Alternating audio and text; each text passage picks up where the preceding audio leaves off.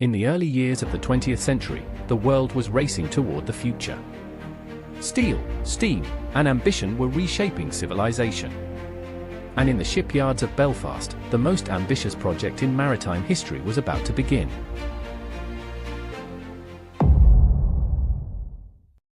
On the 31st of March, 1909, the keel of ship number 401 was laid at Harland and Wolff.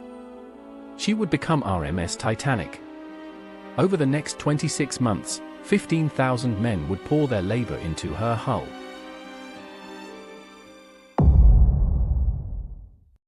The workers of Belfast, riveters, platers, caulkers, earned pennies per hour for some of the most dangerous work in the world. Many would never know they were building the most famous ship in history.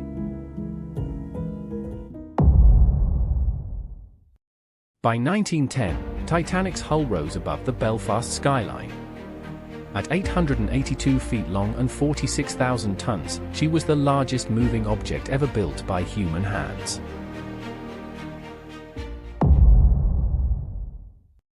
On the 31st of May, 1911, over 100,000 people gathered on the banks of the River Lagan. At 12:13 p.m., Titanic slid into the water for the first time. The crowd fell silent.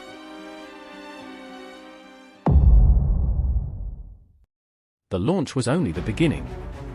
For the next 10 months, Titanic was fitted out, her interiors transformed into floating palaces of marble, mahogany, and crystal. She was not just a ship. She was a statement.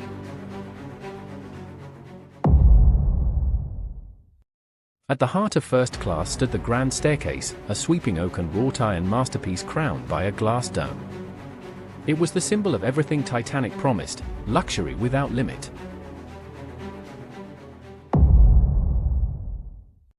The White Star Line, owned by American financier J.P. Morgan, was locked in a fierce rivalry with Cunard. Where Cunard offered speed, White Star offered size and luxury. Titanic was their ultimate answer.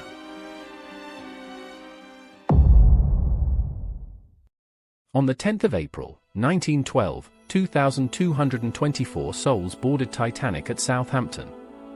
Among them, millionaires, immigrants, newlyweds, and children. First-class tickets cost the equivalent of $100,000 today. Third-class tickets cost $35.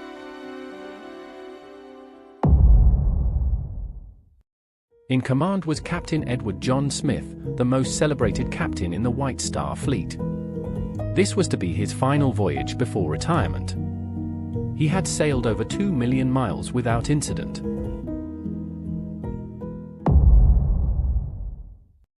At noon on April 10th, Titanic's massive engines turned for the first time at sea.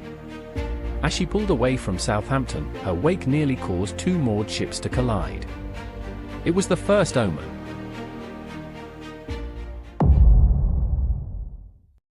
For 4 days, Titanic sailed west across the North Atlantic. In first class, passengers dined on 10-course meals. In steerage, families huddled together, dreaming of America. The ship felt invincible.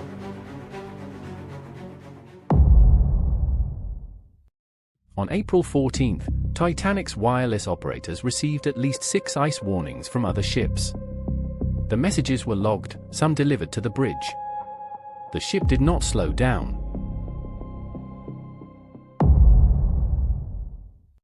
By Sunday evening, the temperature had dropped sharply. The sea was unusually calm, a flat, black mirror. Lookouts Frederick Fleet and Reginald Lee took their post in the crow's nest. They had no binoculars.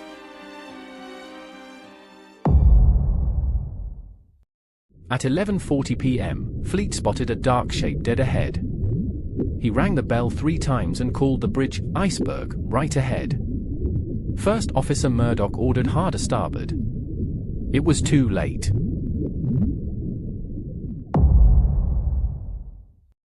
The iceberg scraped along Titanic's starboard side for 10 seconds.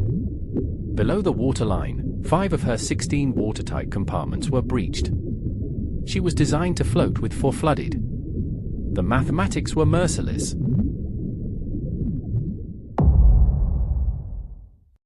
Thomas Andrews, Titanic's chief designer, inspected the damage with Captain Smith. His verdict was delivered quietly: she would sink in 1 to 2 hours. There were lifeboats for 1,178 people. There were 2,224 aboard.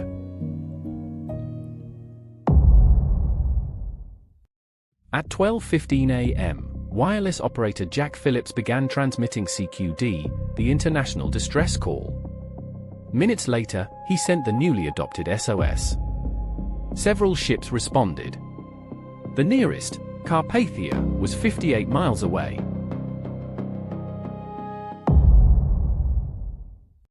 Titanic fired 8 distress rockets into the night sky. 10 miles away, the steamship Californian sat stopped in the ice. Her wireless operator had gone to sleep. Her officers watched the rockets but took no action.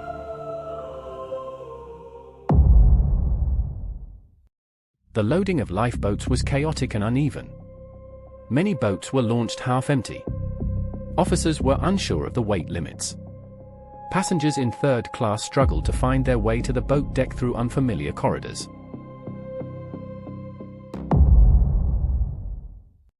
On the boat deck, the 8-piece band played on ragtime, hymns, waltzes. Bandleader Wallace Hartley kept them playing until the very end. None of them survived. They were never asked to play. They simply did.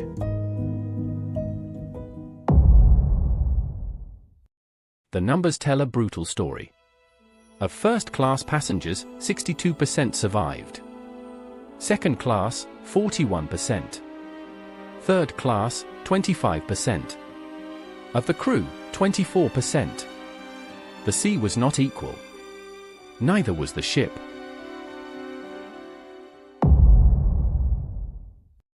At 2:17 a.m., Titanic's bow slipped beneath the surface.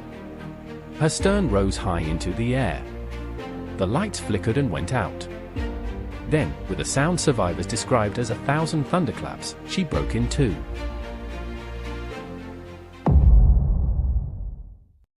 Over 1,500 people were now in the North Atlantic. The water temperature was 28 degrees Fahrenheit, below freezing. Survival time, 15 to 30 minutes. Most lifeboats did not return.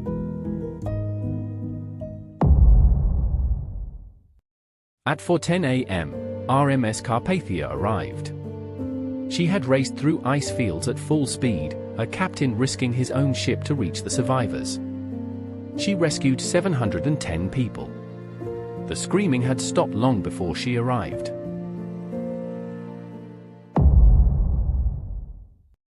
When Carpathia docked in New York on April 18, 40,000 people waited in the rain. Newspapers around the world ran the story in enormous headlines. The unsinkable ship had sunk.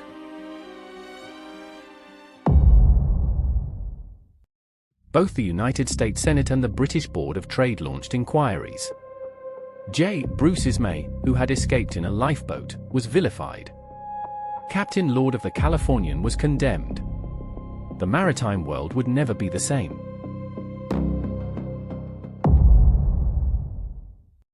The Titanic disaster changed maritime law forever. Ships were required to carry enough lifeboats for everyone aboard. The International Ice Patrol was established. The 24-hour wireless watch became mandatory.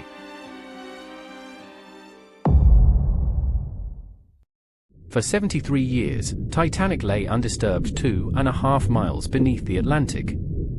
On September 1, 1985, oceanographer Robert Ballard found her, split in two, her grand staircase open to the sea.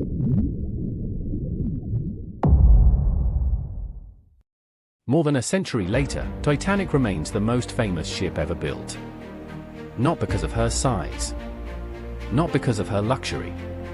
But because of what she revealed about human nature, our hubris, our courage, and the choices we make when the lights go out.